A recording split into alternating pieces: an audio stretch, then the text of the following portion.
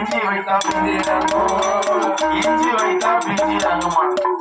இஞ்சி வைத்தா மஞ்சளா இறங்கும், இஞ்சி வைத்தா பிஞ்சு தான் இறங்குமா? அந்த அம்மா எப்படி ஊமையை சொல்லி படிக்க பாருங்க. இஞ்சி வைத்தா பிஞ்சு இறங்கும், போட்டா காய் காய்க்கும், இந்திரனா உடம்பு இருந்தா